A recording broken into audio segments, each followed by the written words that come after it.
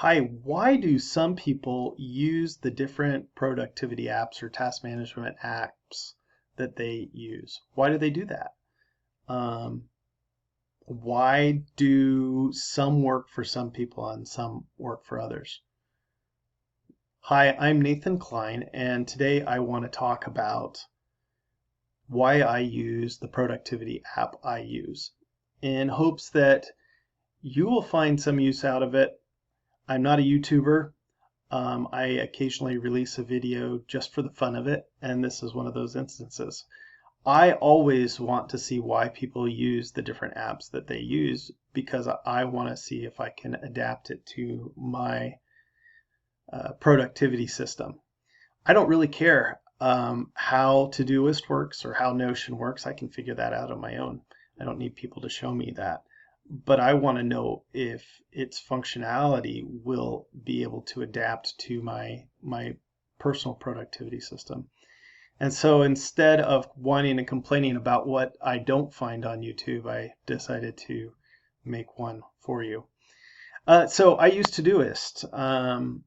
Is Todoist the best app in the world? It's good. It's a functional app. It never fails. It's always working. There's lots of good reasons. I'm going to share those reasons for you today. Why you keep coming back to Todoist. I've tried Notion. I really like Notion, and I want it to work for me, but it's slow. And I'm an ecologist, so I'm out in the field a lot, and I'm not always right at the best internet sources. And so it doesn't work for me that way. I can't get the data I need into Notion fast enough. I've tried TickTick. I like a lot of things about TickTick. I love that it has a habit tracker, has a Pomodoro. I love all of those things, but I find the overall look and aesthetic of TickTick distracting, and it doesn't work for me. So I go back to Todoist. I've tried Microsoft To Do. The organization where I work uses the Microsoft ecosystem, and there are lots of good things about Microsoft To Do that I like, but it lacks a few essential features, which I'll talk about today. There's others, many others that I've tried that all have really good things about them that I like, but for one reason or another, I always find myself back with Todoist. So let me tell you the 4 reasons why I love Todoist. Todoist, first of all, is extremely easy to get data into Todoist. Their mobile app is always working. It doesn't matter if I am right next to a cell phone tower or, as far away from one as you can get out here where I live in Arizona. I'm frequently away from any kind of cell phone connectivity. And so Todoist always lets me enter data, and it's super fast. They have natural language. And so it always gets the data into my system that I need it to get into my system. I love their mobile app for that reason.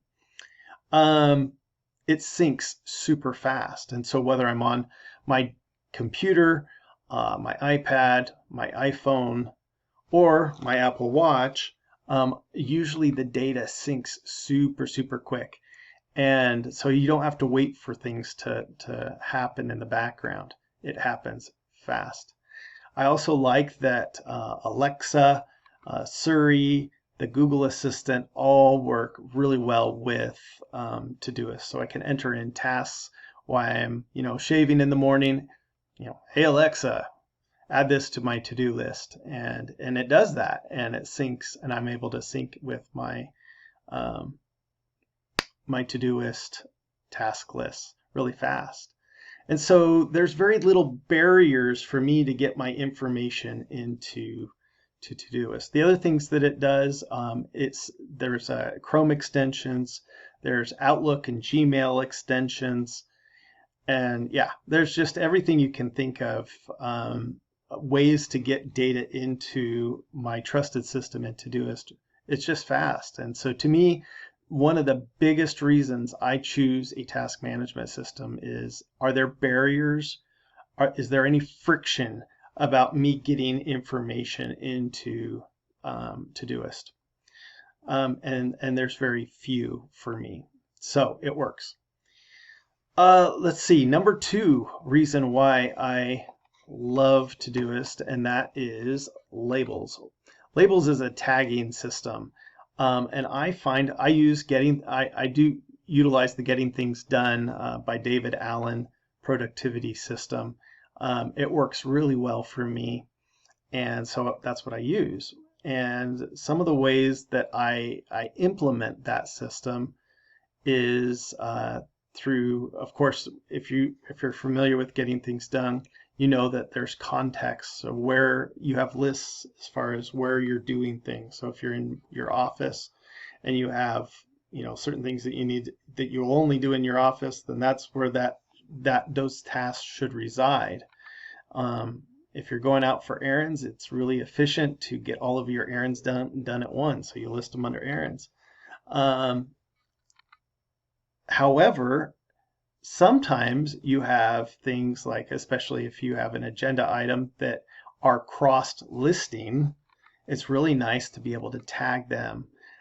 For example, if I want to go talk to my dean about all the things that I'm doing, I want to make sure I can see everything on every list. And so I can tag everything that I think I will ever talk to my dean about with his name, and it will very easily list everything by tagging. And I'll do a little insert here and show you what I'm talking about. So this is my Todoist, and it's very, very basic setup, very clean too. And so I was talking about tags or labels, and if you go up here on the left-hand side of your screen, you can see how I've got things laid out. Again, I've got projects, and someday maybe GTD weekly review.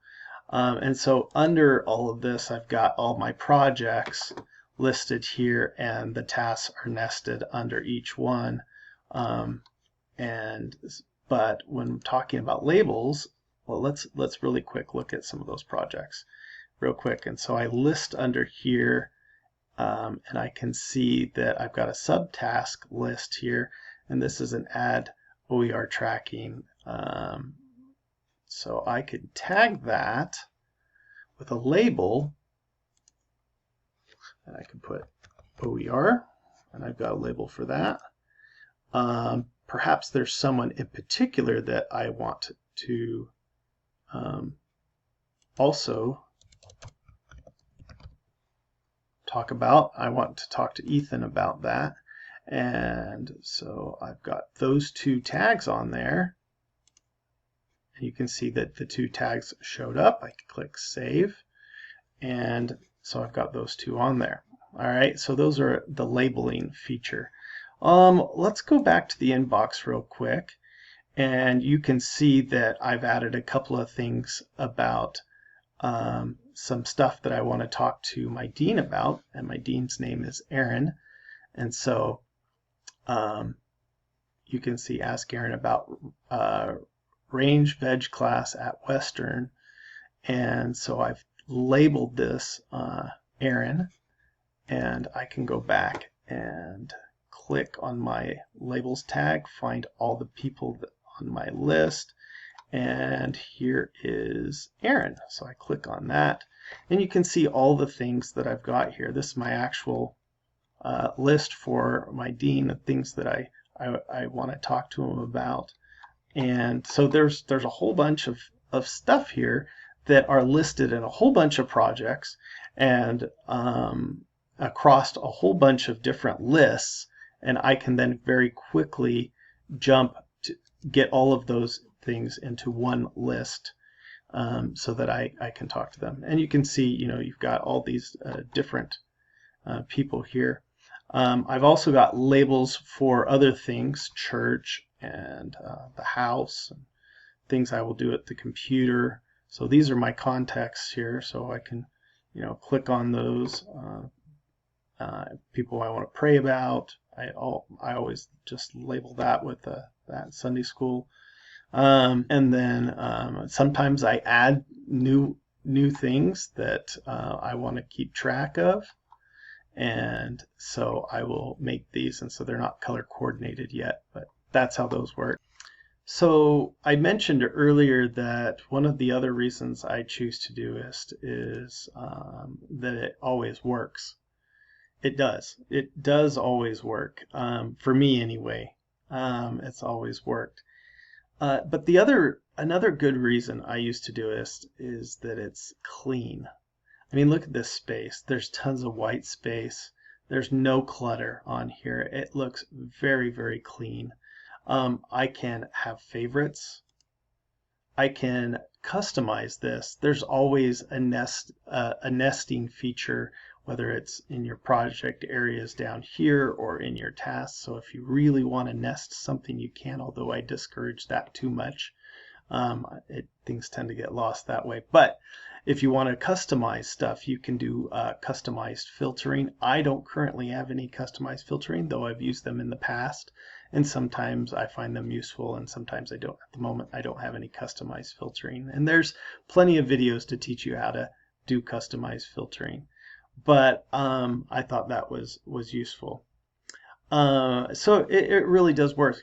I don't really care about this other stuff up here. There's this function stuff. They've got a weekly karma thing in here, and it just encourages you to do certain things. It tells you what your trends are. Apparently I didn't do anything on Saturday. But anyway, and it gives you some kind of label, and I find those a little fun. But anyway, it's just useful. Weekly gives you a kind of a sense of where things are going for that day, that week, where you're at for the day. So there's just nice little things in there. You can always go back and see what you've done by clicking on, there's notifications, so it'll tell you when things are done. You can find all the lists that you want to. There's also, I've got a today view, and so I've got all of my laundry. I've got they do have some kind of extension that works kind of like a habit tracker, and you can see that I've got to do my reading and writing. I'm a little off on those. It's time for my weekly review this week. For GTD, you're well aware what a weekly review is. And so today's the day I do that. And so I'm going to do that. And then you can see some of the house chores I've got scheduled for today around the house. And that's today's stuff. You can click on upcoming, and they've got a little bit of a calendar here. And if it looks like you need to reschedule things, they've got a nice little rescheduling feature here where you can start rescheduling stuff for different things as far as tasks are concerned. So there's lots of little clean things, and they do it so well. It's so clean and helpful. What do I not like about Todoist? Again, I really, really don't like that this over here is labeled as projects. It drives me nutty. I wish it isn't, because I just don't work that way. And many people who are also follow the GTD system, I've watched YouTube videos on about them. No one really likes that this is listed. I feel like this is like areas or folders or something like that. But that drives me absolutely bonkers. So that's what that is. What else drives me nuts? So if I wanted to move something, a project, let's go find a project. If I wanted to move this, say this project, and make it some kind of an area over here, it's not always super easy to do that. Now, they do on the desktop have a move to project, which means that it would move this over to here, but that's not available to you on the phone. And if I am going to have it use that, I need to have it be useful everywhere. Why do I not use this as my project layer? And that is because I, as a GTD user, I want to define my projects as much as I can. Am I perfect at doing that? No, I'm not. But I wanted to find my projects, and there's no way to add specific things to just the project on that list. And so I don't like that portion of it. Outside of that, it works pretty well. Um, it's a task manager. It is not a really good project manager like say Notion is, and there are several others that are better at being project managers. But that's not what I need. I need a task manager to keep all my tasks in order. Um, and so that works really well for me. I hope this is useful. I'm not a YouTuber, so who knows if you'll find this useful. But that's the way I do it. And maybe I'll make some more videos in the future. I don't know. We'll see.